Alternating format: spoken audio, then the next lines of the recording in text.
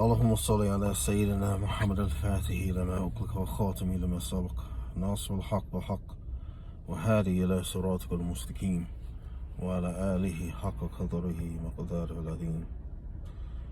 بسم الله الرحمن الرحيم. صلى الله على سيدنا محمد وعلى آله وصحبه وسلم تسليما. الحمد لله رب العالمين. أفضل الصلاة وتم تسليما على سيدنا محمد وعلى آله وصحبه أجمعين. ورضي الله تعالى عن السادة التابعين علماء عاملين وأئمة أربعين مجتهدين مقلديهم إلا يوم الدين. أما بعد. Alhamdulillah Rabbil Alameen. This is continuing with lesson 5, but this section is part 6. Lesson 5, part 6, and it's continuing the things that are fada'il in the prayer and makruh in the prayer. These two sections that I'm going to do in this recording, inshallah. Next week, I will conclude this section. Conclude in the next section will still be a part of lesson 5. After that, I'll begin lesson 6. Everything is still in relation to the prayer until we get to the conclusion of the whole text. Bismillahir Rahmanir Rahim. للصلاة النور عادم تشرق به قلوب مصلين ولا يناله إلا خاشعون فإذا أتيت إلا صلاتي ففارغ قلبك من الدنيا وما فيها واشتغل بمراقبة مولاك الذي تصلي لوجهه واعتقد أن الصلاة خشوع وتودع لله سبحانه بقيام وركوع وسجود وإجلال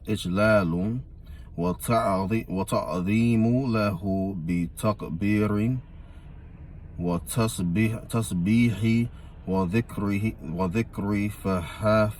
فحافظ على صلاتك فإنها أعظم عبادتي ولا تترك شيطان يلعب بقلبك ويشغلك عن صلاتك حتى يطمس قبلك ويحرمك من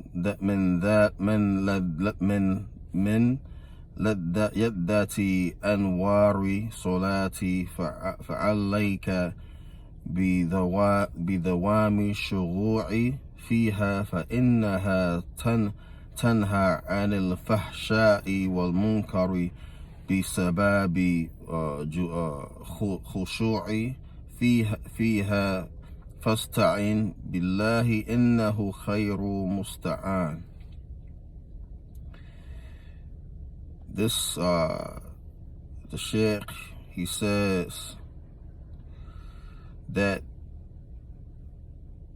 prayer is an immense nur, an immense light that causes the heart of those who pray to be radiant.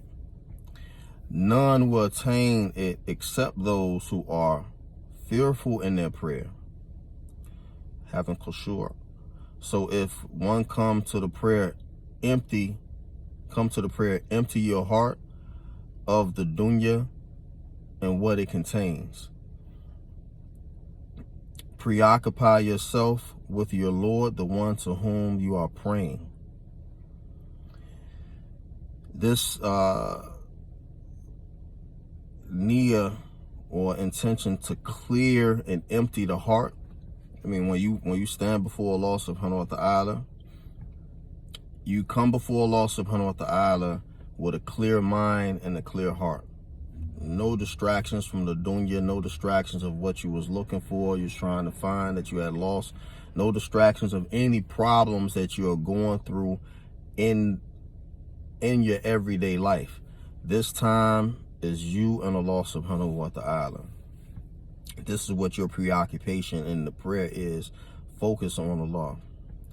Believe that the prayer is submissiveness and humbleness to Allah.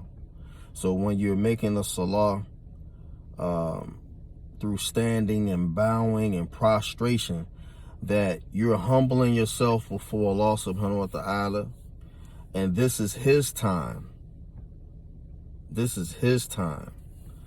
Not only is this a commandment from Allah subhanahu wa ta'ala that we establish the prayer, but this is something that we must put our love in. The salah should be the coolness of our eyes, because this is our connection to Allah subhanahu wa ta'ala when we're praying to Allah subhanahu wa ta'ala.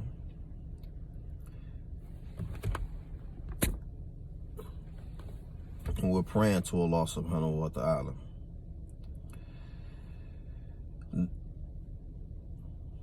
One moment. It is to repeat that this is the time that we're praying to Allah subhanahu wa ta'ala. So this is His time. And this time should be a coolness to our eyes.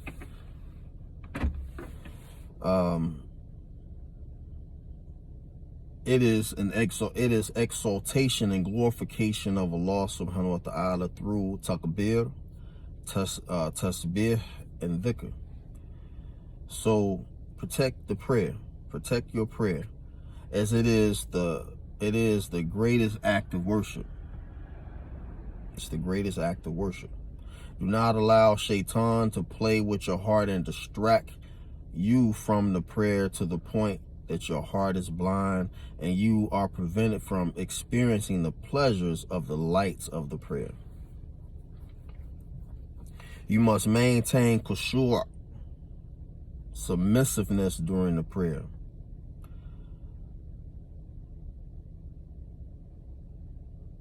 As the prayer prevents foul and evil acts because of that submissiveness. Seek assistance from Allah, and Allah is the best assister.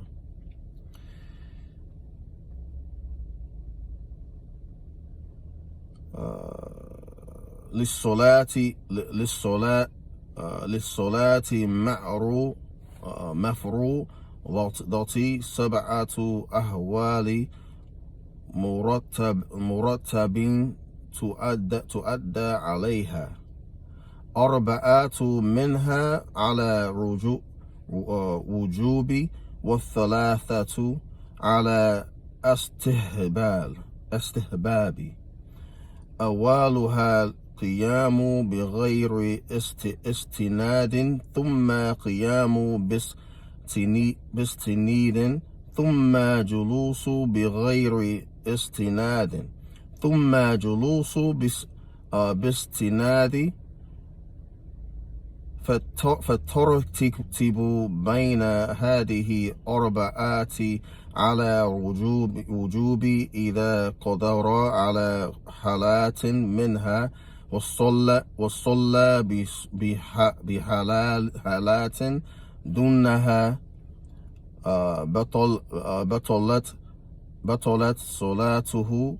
والثلاثة التي على استهباب هي أن يصلي عاجز على هذه الثلاثة مذكورة على جنبه أيماني ثم على أيسر ثم على ظهره فإن خلاف في ثلاثة لم تبطل صلاته واستناد الذي تبطل به صلاة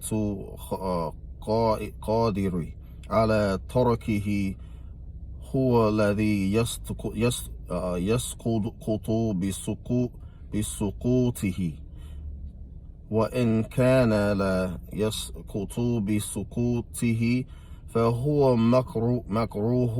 وأما النافلات فيجوز للقادر على قيام أن يصليها جالسا، وله نصف أجر قائم. ويجوز أن يدخلها جالسا ويقوم بعد ذلك، أو يدخلها قائما ويجلس بعد ذلك، إلا أن يدخلها بالنيات قيام فيها فيمتنع جلوسه بعد ذلك. And the Shaykh he continues about the obligatory prayer. It has seven ordered ways that it can be performed, and recommended to keep 3 in order. It is obligatory to keep 4 of them in order, and recommended to keep 3 in order. And the Shaykh, he says, the standing without leaning on anything is the first thing that is obligatory to keep in order. Standing while leaning on something, sitting without leaning on anything, and sitting while leaning on something. It is obligatory to maintain the order between these 4. If one is able to pray in one way and prays in a subsequent way, then his prayer is invalid. Which means that if you're able to pray standing for the Fard Salah, then and you pray sitting, your prayer, this would invalidate the prayer. The 3 that are recommended to keep in order for the one who is unable to pray in one of the 4 aforementioned fashions, praise are to pray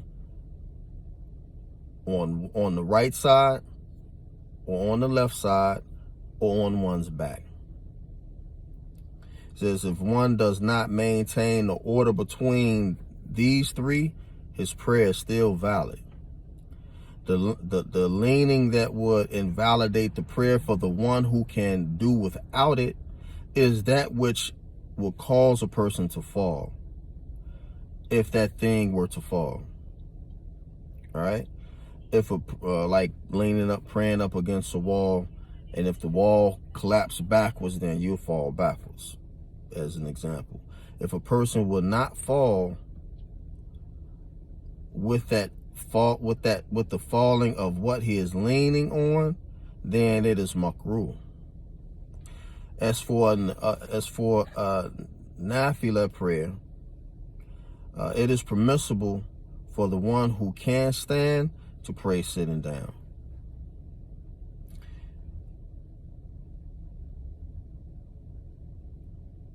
But he gets only half the reward of the one who stands. It is permissible to enter the prayer sitting and then stand thereafter, or to enter the prayer standing and then to sit thereafter. But if he enters the prayer with the intention to perform it standing, in which case it would be prohibited for him to sit afterwards.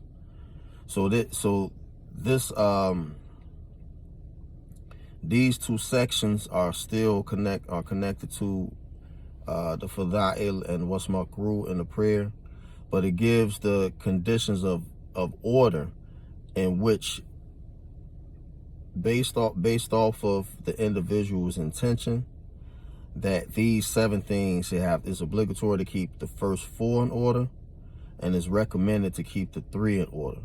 But like the Shaykh said, that these 3 in order coincides with this 4. And as you mentioned, laying on the right side, left side, on one's back. This is related to an individual that is bedridden, that still has to pray. You know what I'm saying? And it goes into much detail into different texts, but more so the sitting and standing, the nafila prayers, what is extra. You know what I'm saying? What is considered the nafila prayers, the sunnahs, and the supererogatory prayer. You know what I'm saying? Like tahajjud, tarawih, qiyamul layl. All of these are nafila, extra. Nafila prayers, supererogatory prayers, they're extra. In the Amal Ahlul Medina, the sunnahs are considered nafila as well. So you can pray sitting. You can come in, you can have the intention to pray sitting. You can pray sitting and then end the prayer standing. Or you can pray standing and end the prayer praying sitting. Also was not mentioned in the text are conditions in regards to when a person has an injury. Given the fact that a person who prays the Fard Salah that is able to stand and pray and he sits, then it invalidates the prayer. But the person who cannot stand, he still has to pray the Fard Salah, and he will still get half the reward for the salah as he would praying standing. However, because of this injury, it would break, because this injury breaks his khushur. You know what I'm saying? If he tries to stand, his heart and mind is not in the salah. You know, so he would have to sit. You know, so because of that necessity. So this concludes this section. Next week, I will end this section and go into the next chapter. Still related to the salah, but it's lesson 6. سبحانك اللهم وبحمدك أشهد أن لا إله إلا أنت أستغفرك وأتوب إليك سبحان ربك رب العزة عما يصفون والسلام على المرسلين والحمد لله رب العالمين برحمتك يا أرحم الراحمين والصلاة والسلام على رسولك الكريم آمين.